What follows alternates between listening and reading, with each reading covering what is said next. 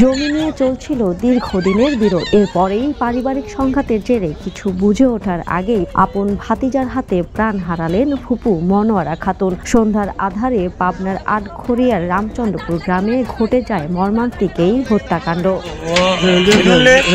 শুক্রবার সন্ধ্যা 7:30টার দিকে ঘটে এই হত্যাকাণ্ড। নিহত মনোয়ারা খাতুন একই এলাকার মৃত আয়নুদ্দিন প্রাণের স্ত্রী। দীর্ঘদিন ধরে জমি জমা নিয়ে ফুপু ও ভাতিজার পরিবারের মধ্যে বিরোধ চলছিল বলে জানিয়েছেন স্থানীয়রা।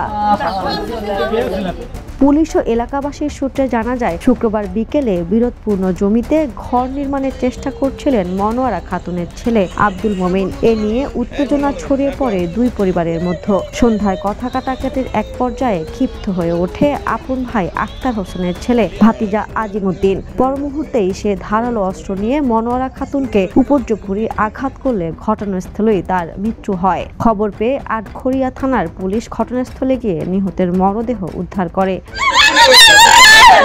এ বিষয়ে আটঘরিয়া থানার ভারপ্রাপ্ত কর্মকর্তা শরীফুজ্জামান জানান, মরদেহ উদ্ধার করে থানায় আনা হয়েছে। ঘটনার বিষয়ে হত্যা মামলার প্রস্তুতি চলছে। অভিযুক্তকে গ্রেপ্তারের চেষ্টা অব্যাহত রয়েছে।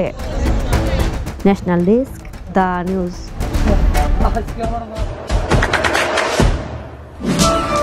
দেশে দেশে সবার সাথে দ্য নিউজ।